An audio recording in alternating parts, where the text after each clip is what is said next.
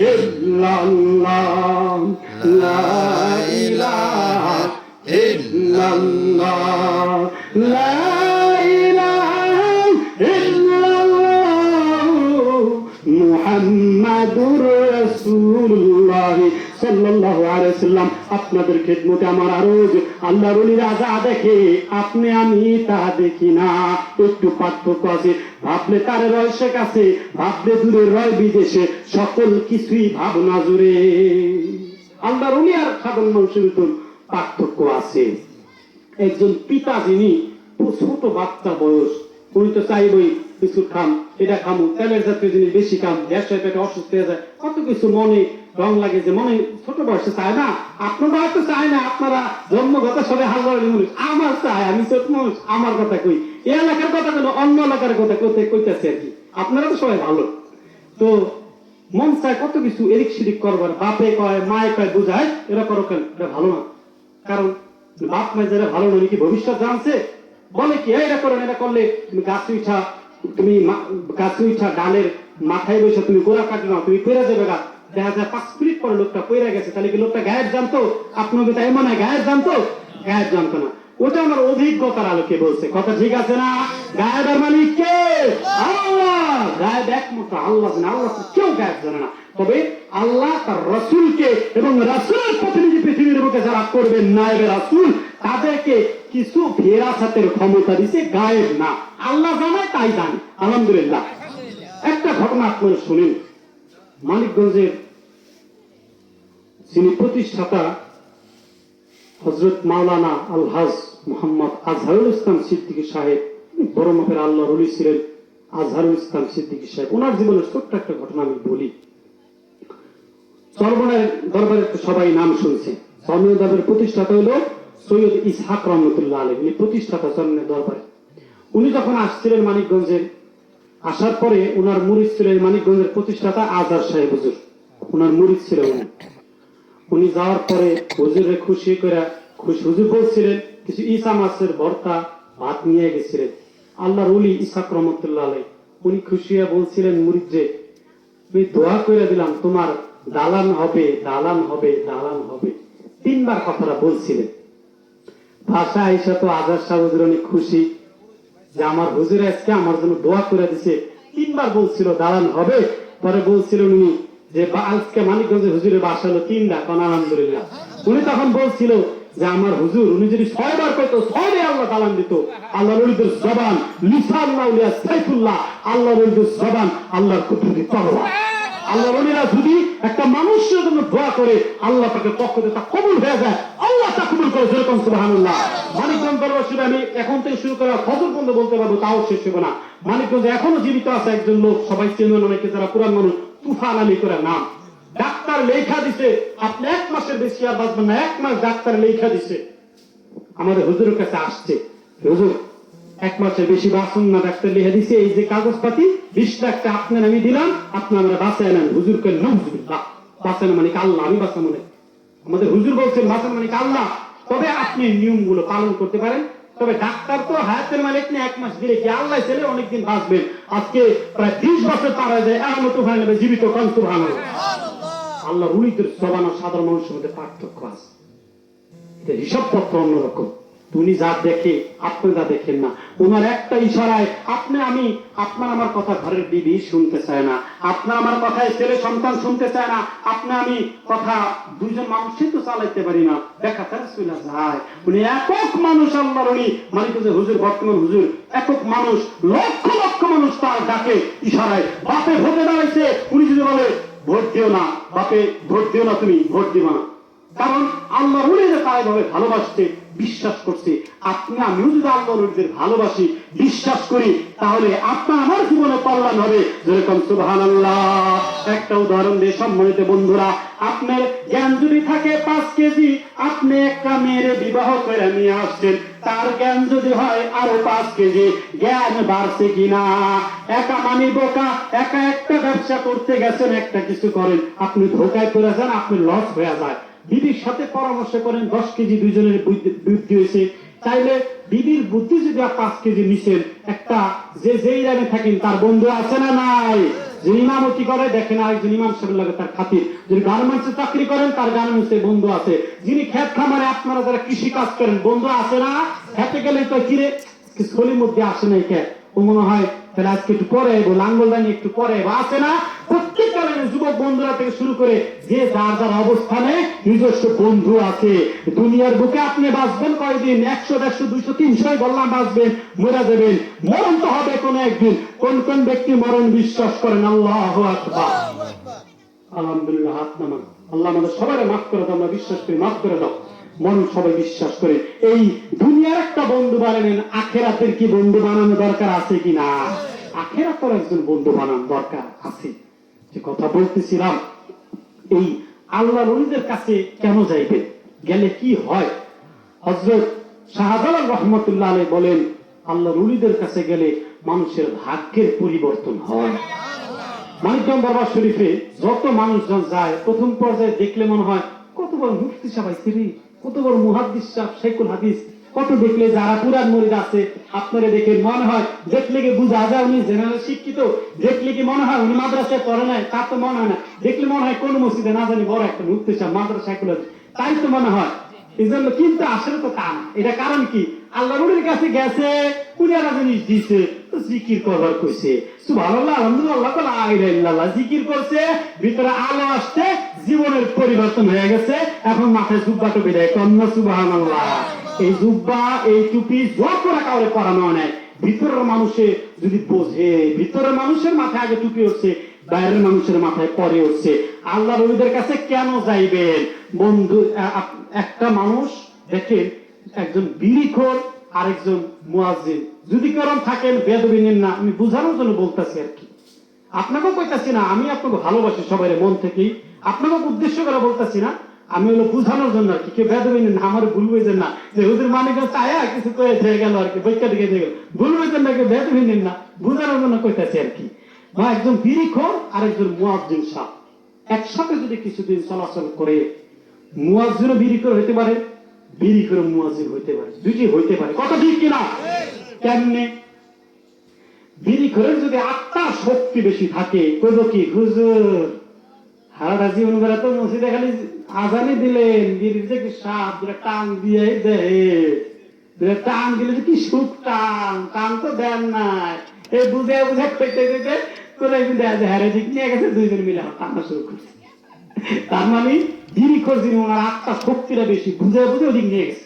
মুয়াজ্জিনও যদি আত্মার শক্তি বেশি থাকে, উনি বলবে, ভাই আল্লাহর দিকে আসো, এগুলা তো দুনিয়া, মজা কিছু আছে, হয়তো মজা পাও খাইলে, খাইলে তো আল্লাহ তোমার আরো বেশি মজা দিব, জান্নাতে যাবে, আল্লাহ ভালো। এই বুঝাইতে চাইতে মুয়াজ্জিনের আত্মার শক্তি বেশি থাকলে উনি বিড়িখোরের কেনা ওনার দিকে নিয়ে যাইব। কথা ঠিক কিনা?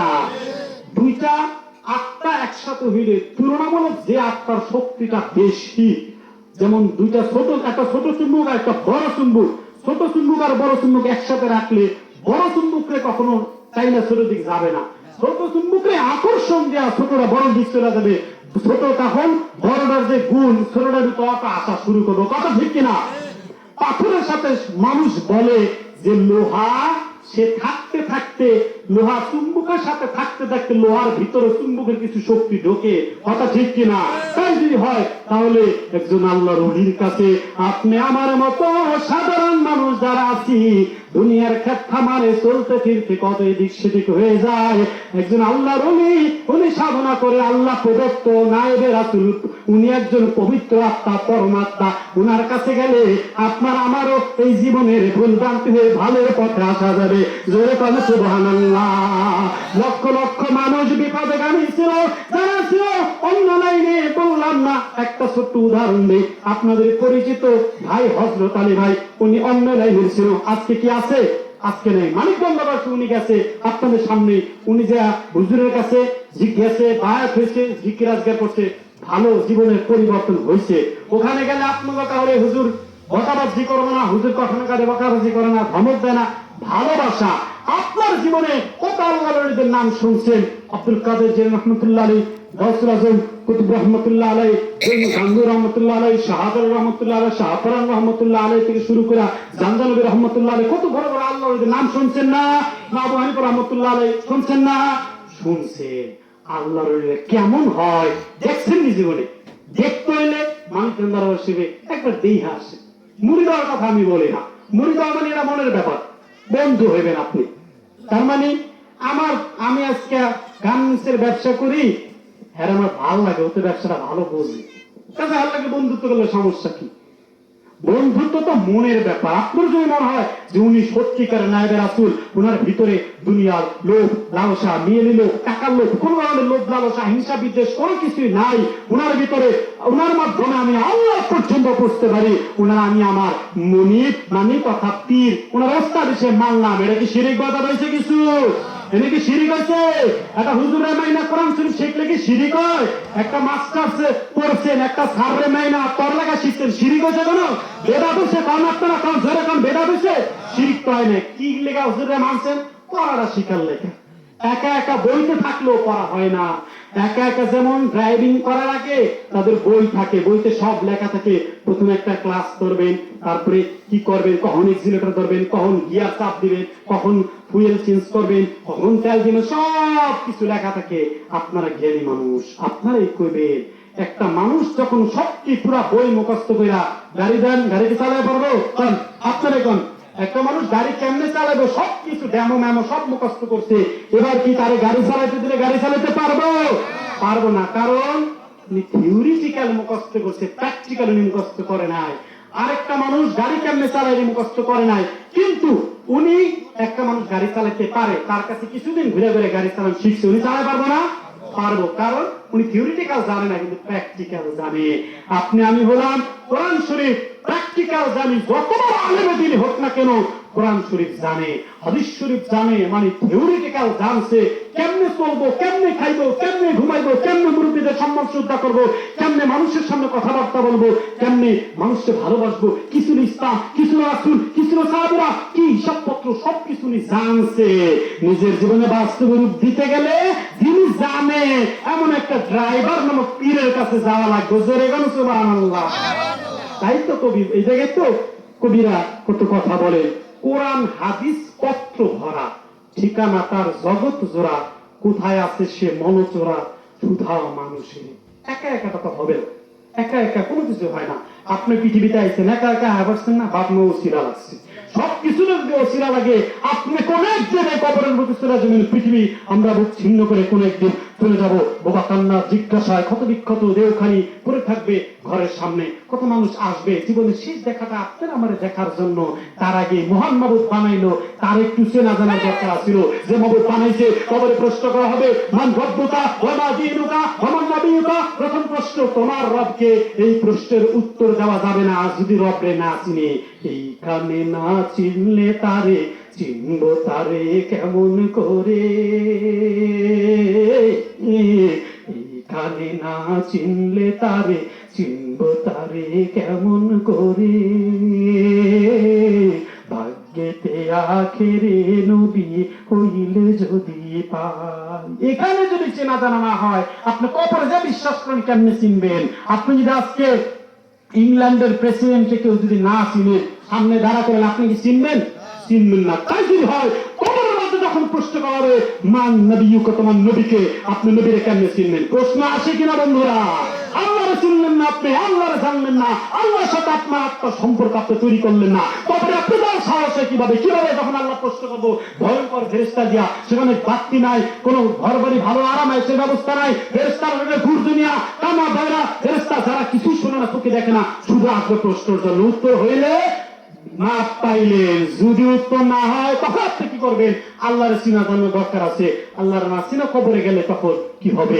এই জন্য আল্লাহরে যে চিনছে তার মাধ্যমে চিনতে হবে। এই জন্য আল্লাহ রুলিদের কাছে মানুষ যায়। সোহবাতের কি পাওয়ার, একটা ভালোর সাথে থাকতে থাকতে মানুষের জীবনে পরিবর্তন এসা ভালো হয়। সোহবতে সালেহ তুরা সালেহ কুনাদ, সোহবতে তালেহ তুরা তালেহ কুনাদ। ভালোর সৎসঙ্গে স্বর্গবাস, অসৎসঙ্গে সর্বনাশ। 10 জন বন্ধুর মধ্যে 9 জন চুরি করতে গেছে, মনে করেন একজন চুরি করে নাই, পাশে দাঁড়ায় ছিল, মামলা হইলে ওনার নামও কিন্তু হয়ে গেছে। তাই তো কবি বলে একদা স্থানে আধারে বসিয়া হীর্ণ মাটির ঢিলা, হাতে নয়ে তারে দিক শুকিয়া দেখিনু রয়েছে সুবাস মিলা। মাটির মধ্যে থেকে সুবাস ঘ্রাণ আসতেছে। কহিনু তাহারে তুমি কি, কহিনু তাহারে কস্তুরী তুমি, তুমি কি আতর দান, তোমার গায়েতে সুবাসে ভরা তুমি কি গুলিস্তান। কহিল আমি ওসব কিছু নহি, আমি অতি নিচু মাটি, ফুলের সহিত থাকিয়া তাহার সুবাসে হইনু খাতি। জোরে কোন সুবহানাল্লাহ। একটা ফুলের সাথে থাকতে থাকতে মাটি যদি খাতি হয়, একটা চুম্বকের সাথে থাকতে থাকতে লোহার যদি ভিতরে চুম্বকের শক্তি এসে যায়, একজন আল্লাহর ওলির কাছে যাইতে যাইতে, তার কাছে যাইতে যাইতে থাকতে থাকতে তার সোহবতের কারণে আপনার আমার ভিতরেও আল্লাহ প্রদত্ত কিছু পরিবর্তন আসবে। জোরে কোন সুবহানাল্লাহ। লক্ষ লক্ষ চিন্তাকারী, লক্ষ লক্ষ মক্কর জোয়াকর হিরণ করে কত বড় বড় ধরনের খারাপ মানুষ অন্য লাইনে ছিল, মানিকগঞ্জের হুজুরের কাছে এসে আল্লাহর ওলির বরকতে তাদের পরিবর্তন হয়েছে। জোরে কোন সুবহানাল্লাহ। আমি নগণ্য মানুষ, মাওলানা লাইন শেষ হয়েছে আলহামদুলিল্লাহ আপনাদের দোয়ার বরকতে, জেনারেল লাইনে পড়তেছি অনার্স সেকেন্ড ইয়ারে। তো আমি যে আজকে মাওলানা হয়েছি, আপনাদের মতো মহৎ ব্যক্তিবর্গের সামনে একটু দোয়া নিতেছি, দোয়ার আশায় কিছু ভুল ত্রুটি হইতেছে হাজারো। আমার যে মাওলানা হয়েছি, আমি তো মাওলানা হইতে পারতাম না। আমার পিতা উনি অন্য লাইনে ছিল, অন্য লাইনে আপনারা বুঝেলেন, জ্ঞানী মানুষ, অন্য লাইনে ছিল। উনি মানিকগঞ্জে হুজুরের কাছে মুড়ি রয়েছে, হুজুর পরে জিকির বাতাই দিচ্ছে, জিকির করছে, কলবে আলো আইছে। পরে মানিকগঞ্জ হুজুর বলছেন, যদি পৃথিবীতে কেউ পুত্র সন্তানে সুখী হইতে চাও, তাহলে সেজন্য তার সন্তানকে আলেম বানায়। তার লেগে আমি মিরাজ আজকে আপনাদের সঙ্গে বয়ান করি। আমার বাবা যদি মানিকগঞ্জে মুরিদ নয়, তো আমি আজকে আলেম হইতে পারতাম না। কাজেই মানিকগঞ্জ হুজুরের কাছে গেলে শিরিক বাদাত শিখায় না। উনি আপনার রাসূল কেমন ছিল, মানিকগঞ্জ হুজুরের জীবন্ত রাসূলের একটা জীবন্ত আদর্শ। যেরকম সুবহানাল্লাহ। আমার রাসূল ছিলেন, উনি যেমন মুসলমানদের মাঝে ইসলাম বিতরণ করতেন, ইহুদি খ্রিস্টান নাসারা বেদুইন কাফের যারা ছিল তাদের কাছে ইসলামের আলোটা উনি পৌঁছাইয়া দিতেন। আমার হুজুরের আগের যিনি ড্রাইভার ছিল, গাড়ি চালাইতো, উনি ছিল হিন্দু। হুজুরের সোহবতে উনি আইসা মুসলমান হয়ে গেছে। কাম সুবহানাল্লাহ। যখন আমার হুজুর যখন ফরিদপুরের মাহফিলে যায়, অর্ধেক হয় হিন্দু, অর্ধেক হয় মুসলমান, কিন্তু উনি কোনদিন হিন্দু ধর্মের ছোট করে কথা বলে না। উনি ইসলাম উদারতাবাদীরা, মানবতার কথা, প্রেম শ্রদ্ধা ভালোবাসার কথা মানুষের সামনে উনি প্রকাশ করে। শুনলে আপনার আশ্চর্য হয়ে যাবে। আপনাদের পাশেই তো মানিকগঞ্জ সিদ্দিকনগর দরবার তো আপনাদের এলাকায়। আমি তো সেই আমার অর্জনে বললো ভোলা, অনেক দূরের মানুষ। আপনি বলে একদম খাতিরের মানুষ, খুব কাছের মানুষ, আপনি বলে আপন মানুষ মানিকগঞ্জের হুজুর। উনি বলেন যে আমার গ্রামের এলাকার সরকার হুজুর এলাকায়, মানিকগঞ্জের আপনি তো হুজুর এলাকায়, বলেন যে আমার এলাকার একটা মানুষ আমার কাছে আসতে, আমার যা বুঝবো বাইরের 500 মানুষ তার সমান না। আপনাকে এতটা ভালোবাসে হুজুর। যত প্রত্যেকটা বছরই হুজুর প্রায় 1200-1300 মতো হিন্দু মানুষের খাওয়ায়। এটা কি মনে করেন আপনি? হুজুর একজন মুফতি পাস করছে, ঢাকা বিশ্ববিদ্যালয় থেকে ডক্টর ডিগ্রি করছে, আবু হানিফা রহমতুল্লাহ আলাইহির থিসিস, ওনার জীবনের উপরে অবদান। হুজুর এত বড় বড় আলেমী দিন, এত যোগ্যতা সম্পন্ন, এত কিছু। আবার উনি খলিফা, খেলাফত ইলমে মারিফতের জগতে ওনার চেয়ে উঠে আর কেউ নাই। আমি বানাই বলতে না, আপনি সাধনা করেন কিছুদিন। অনেকেই গেছে মানিকগঞ্জ দরবারে খারাপ এই সেই, যারা গেছে আমি কইলে তার কাম হইব না। যতই আমি বয়ান করি যে সরকার মিষ্টির দোকানের মিষ্টিটা খুবই মজা, খুবই মজা, এটাতে মজা মিষ্টি বাংলাদেশে নাই। আমি হারা দিন হারা রাত ওয়াজ করে খেয়ে গেলাম, কিন্তু আপনি খাইলেন না। লাভ হইলো কেন? কারণ আপনার মনে থাকবো কেমন মিষ্টি বুঝলাম না, খাইলে না বুঝবেন। মানিকগঞ্জে যারাই গেছে তারাই জীবনে পরিবর্তন হয়েছে। আমি তো অন্য লাইনে ছিলাম। আমি অন্য লাইনে বলতে যখন পড়ালেখা করি টুকটাক মার সাথে কিভাবে আচরণ করতে বুঝতাম না, অসদাচরণ অভদ্রতা হয়ে যেত, বেতন অনেক সময় হয়ে যেত, বুঝতাম না। ছোট অনেক সময় ইচ্ছা করে রাখতাম, আল্লাহ মাফসে মা আজাল্লাহ করতাম।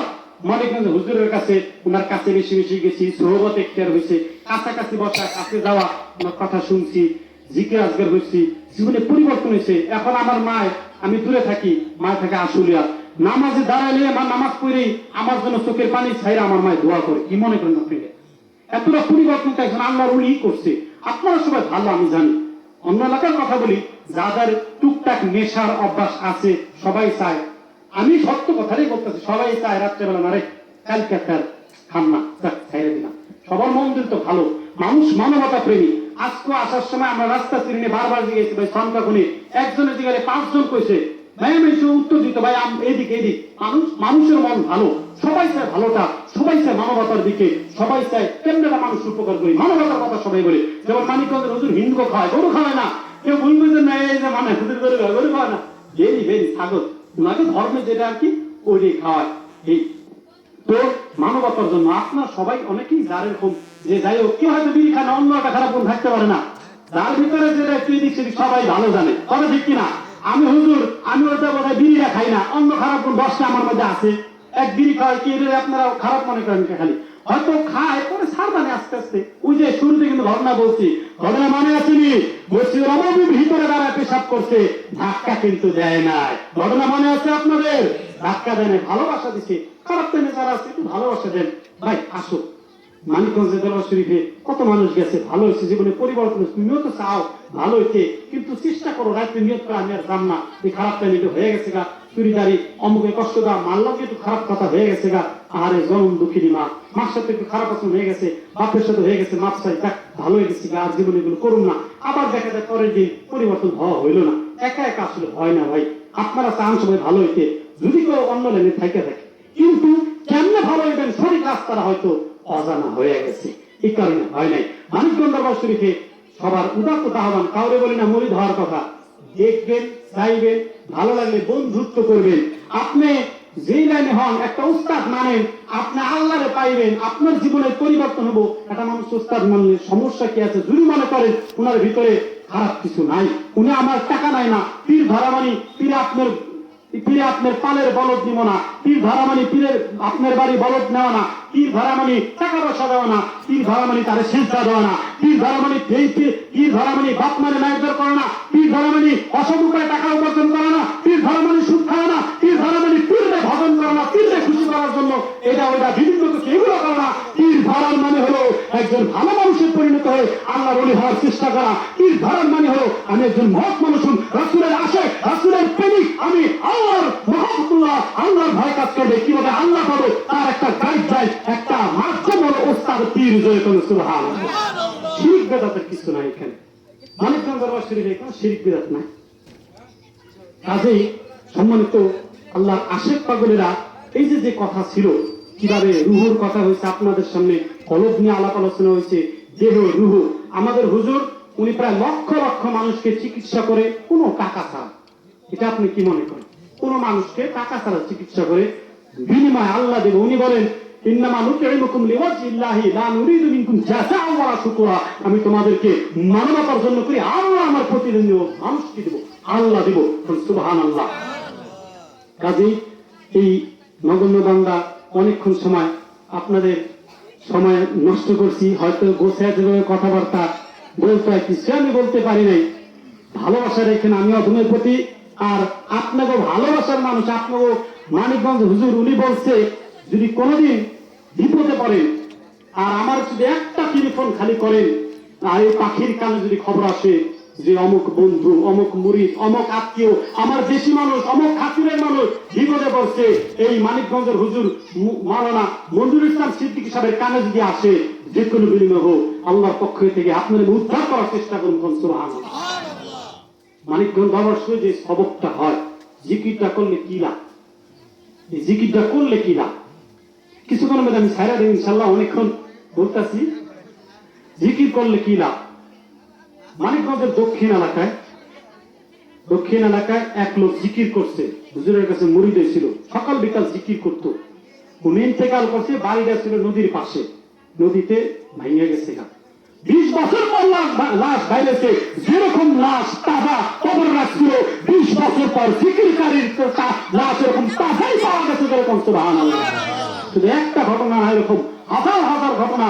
মানিকগঞ্জ দরবারে যারা এখন জিকির করছে, তাদের যারা মানিকগঞ্জে বারাত মিল হবেন, সকাল সন্ধ্যা জিকির করবেন, দুনিয়ার কোনো দেরি তাদের হাতে পড়বে না ইনশাআল্লাহ। চ্যালেঞ্জ করে ধরে গেলাম আপনাদের এই মাঠে, আমি দুনিয়ার কোনো বেড়ে বাড়ি, কোনো আপনি অ্যাক্সিডেন্টে রোড অ্যাক্সিডেন্টে ইনশাআল্লাহ সহজ আপনি মরবেন না।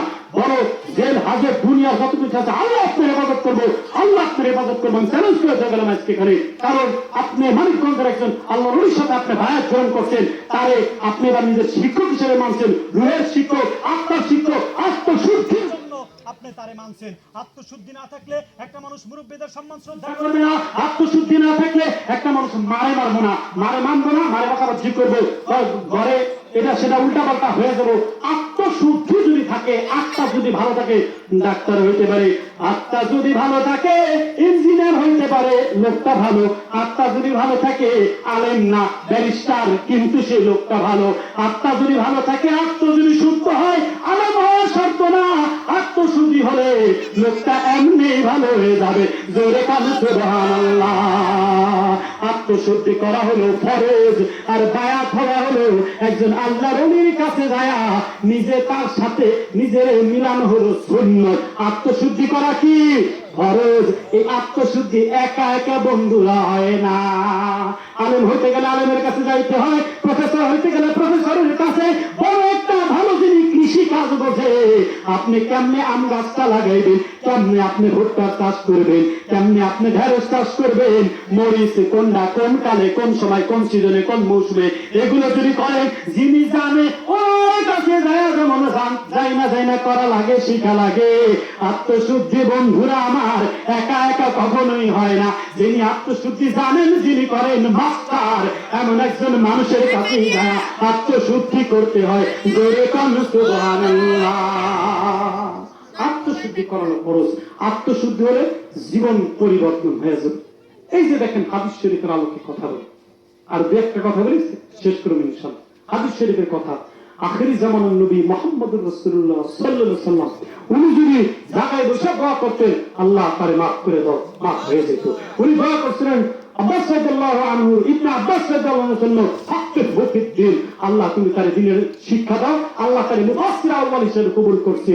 সেই রাসূলের একটা জীবনের দুঃখজনক ঘটনা আপনারা শুনেন। সম্মানিত আল্লাহর আশিক পাগলেরা, উনি একদিন একটা কবরের পাশে গেলেন।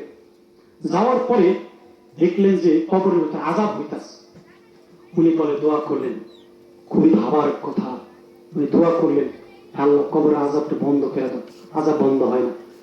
খুবই ভাবনার কথা। রাসূল দোয়া করে, যার আঙ্গুলের ইশারা আকাশের চাপ বিখণ্ডিত হয়ে যায়, উনি দোয়া করতেছে, কোনো কবরের আযাব বন্ধ হয় না। বিষয়টা কি সাংঘাতিক হিসাব। রাসূলের দোয়ায় কবরের আযাব বন্ধ হয় না, রাসূলের জীবন দশা কাল।